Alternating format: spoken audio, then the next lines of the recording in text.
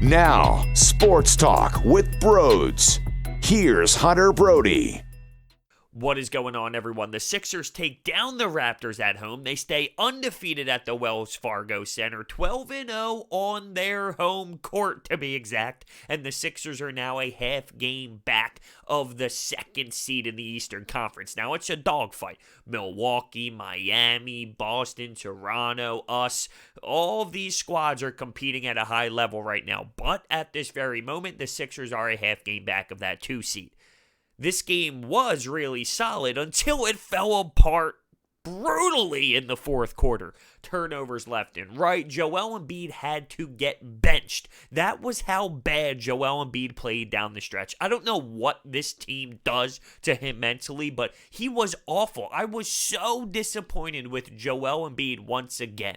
I don't understand. He was supposed to have this awesome offseason where he came in shape and he wanted to be Defensive Player of the Year. He wanted to be MVP. He looks horrible. It's as if when things go wrong, he starts moping, he gets disappointed, his body language looks bad. He was getting double teamed. They were bringing the full court press on him. I can't believe it. Brett Brown had to pull him late in the game to put in Neto. Think about that. Let that sink in. Now, Brett Brown has to help Joel Embiid. Absolutely. But don't give Joel Embiid a free pass. He is the professional athlete. He needs to figure this out as well. I mean, it is on him to figure out how to get past this moment.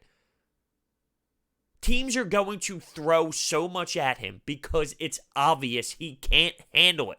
Brett Brown needs to help, but Joel Embiid needs to execute.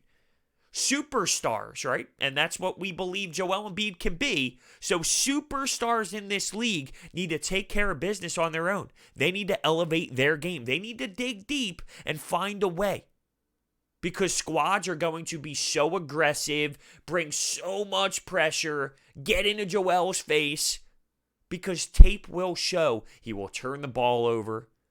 He'll try and dribble and, dribble it off his foot and put it out of bounds. He'll do anything. He'll find a way to turn it over. So this is the time to fix it. It's now. Before we dive more into this, I need to let you know about the promo code BROADS that you can use at SeatGeek's checkout page for $20 off of your total purchase. If you're buying tickets to a game, it's a no-brainer. You get $20. You can put that towards parking or beer or food. Use the promo code BROADS today. That fourth quarter really killed my mojo. It's an impressive win. To stay undefeated at home, to take down a Raptors team that has the Sixers number.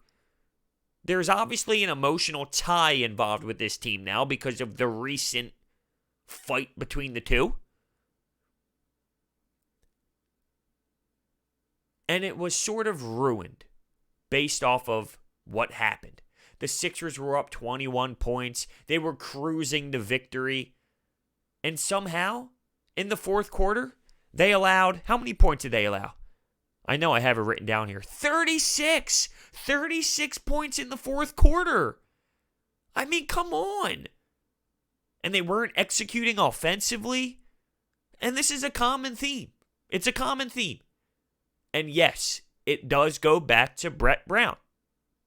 It goes on Brett Brown finding ways to create offense with this team late. And it goes on the players as well. It goes on the players as well. It goes on both parties. Let's talk about Ben Simmons. I thought Ben was awesome. I challenged him.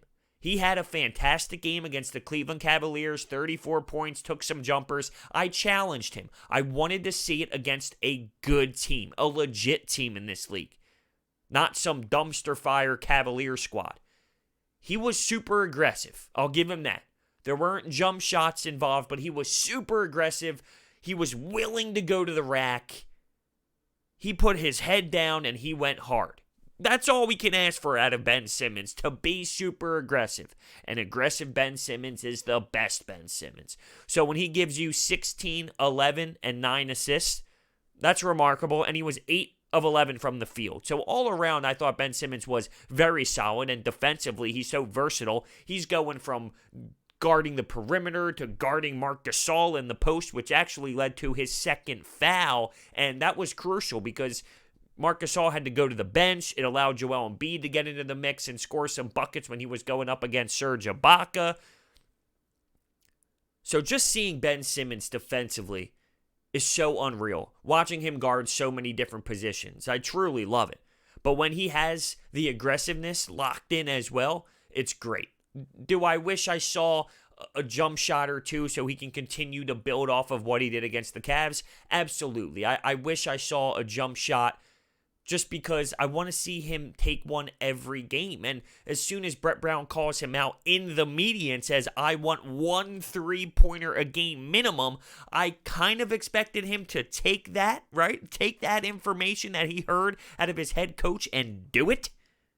I was just hoping to see one and thinking it would be a possibility because the coach just called him out. But that did not happen. He didn't take that. And that's me nitpicking because all around I thought he was fantastic, but I'm just looking forward to the growth of this kid. You're starting to see it slowly. You are. There's no denying it. You're starting to see the offense grow slowly. But I was just hoping after the coach called him out that he would build off of it.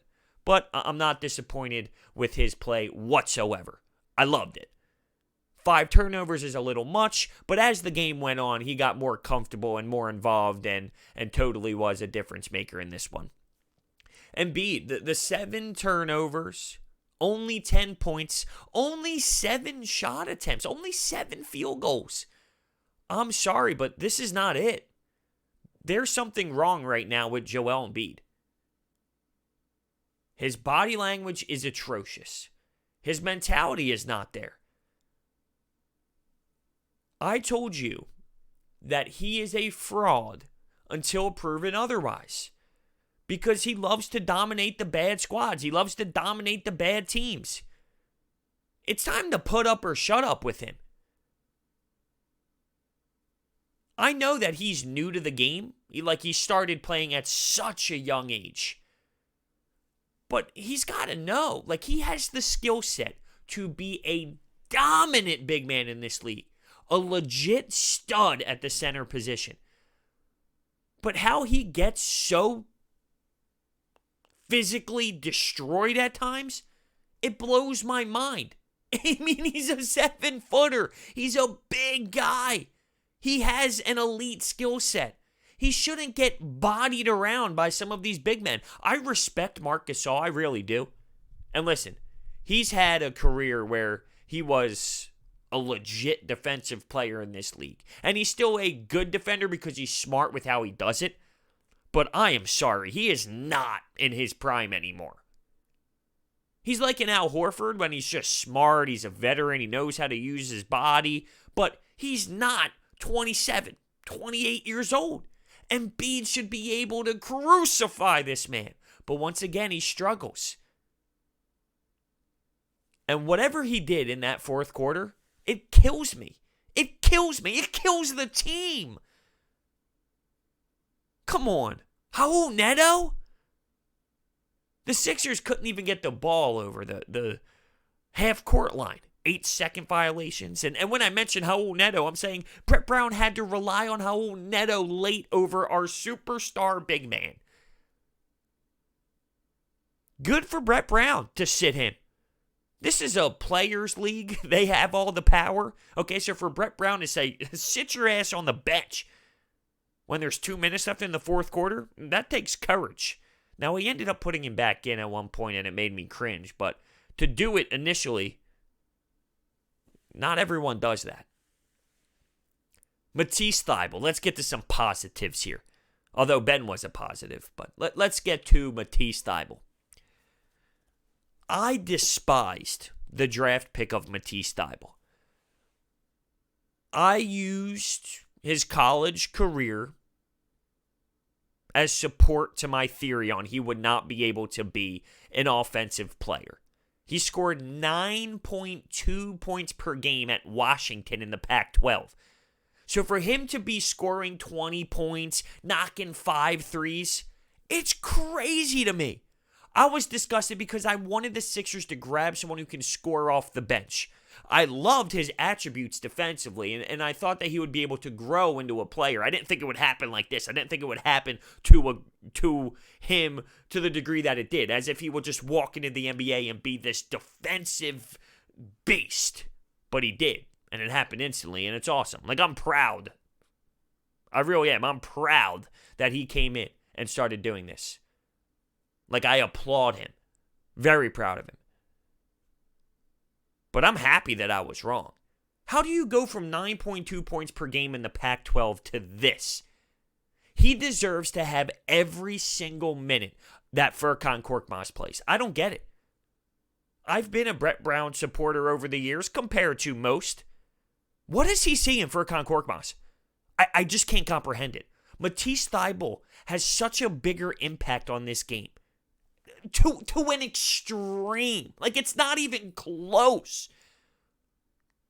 I can argue he's better offensively and 7 billion times better defensively. It doesn't make sense. Come on, Brett. Like, you can see how this kid can impact the game. You know what's funny, though, talking about his 9.2 points per game? Markelle Fultz was around 23 points per game at Washington. How funny is that? I can't believe how solid Matisse Thybulle really is. So, credit to Elton Brand. I remember giving him an F on draft night. I was so upset. Moving those second-round picks, trading with Boston, moving up to get Matisse. I wanted to grab shooters in all of those spots in the draft and pray that we would have hit on one. And then, hey, he shut me up. He shut me up because Matisse Thybulle is a stud, and I really do love his game. It's remarkable. He gets a steal. He gets a block. He gets a fast break dunk. Oh, yeah, by the way, he's knocking down threes with ease. And another thing in college, his three-point shooting went down. Like, his percentage went down. It's such a weird situation, but hey, I'm here for it, and I am embracing it because he is an emotional leader out there. The team rallies behind Matisse Thybulle when he makes plays. It's like it's the little brother of the family who's thriving, and everyone's on board with it. Matisse even stated that Tobias Harris is like an older brother to him and really teaching him how to perform on the court and even off the court. The Sixers are now 12-1 when Matisse Thybulle plays over 15 minutes. There is something to that, okay? There is something to that stat. He impacts the game. So stop playing Furkan Korkmaz, all right? Stop playing him. Matisse deserves all of those minutes. Now, when Josh Richardson finally comes back, to me, Furkan Korkmaz should just be at the end of the bench and never play, and then Matisse will be the first guy off the bench. But we'll see how everything plays out. And speaking of Tobias being a leader, he's finding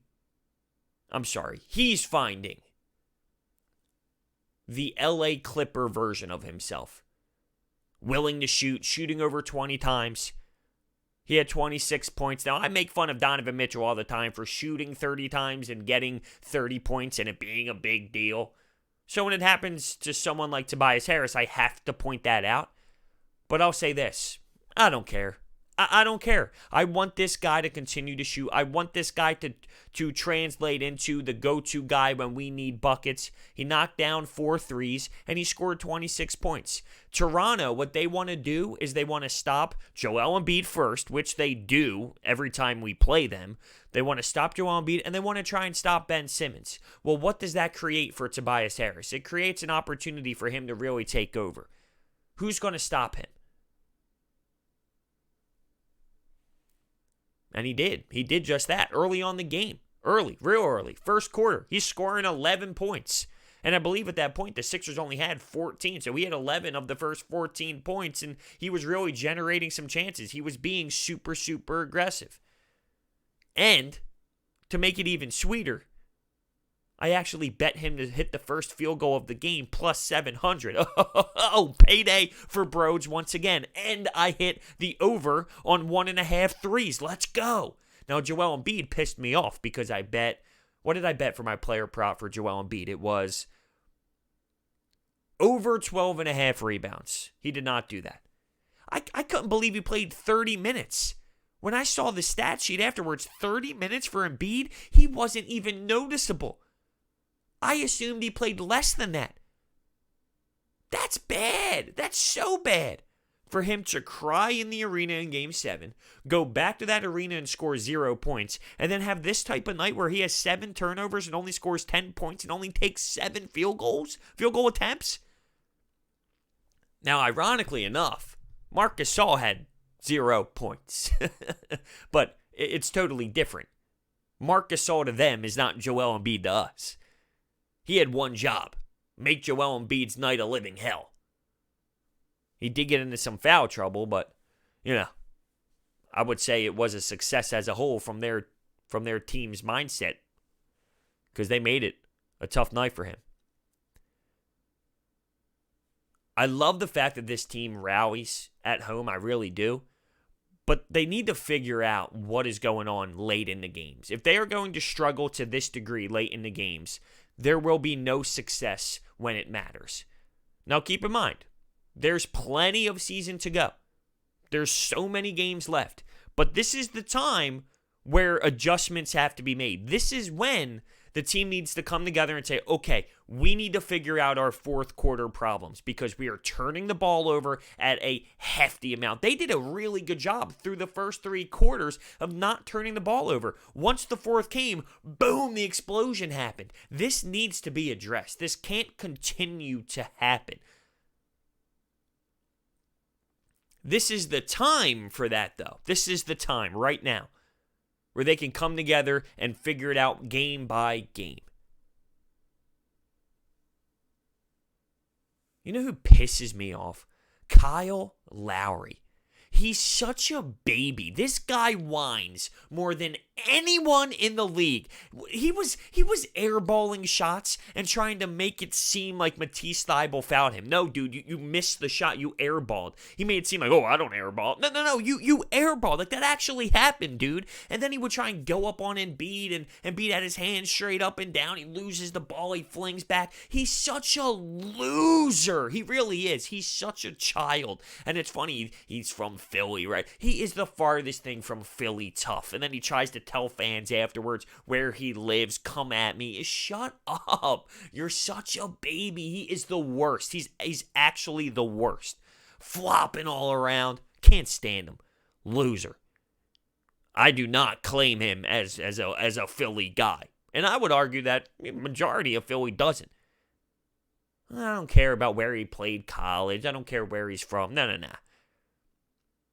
Trash.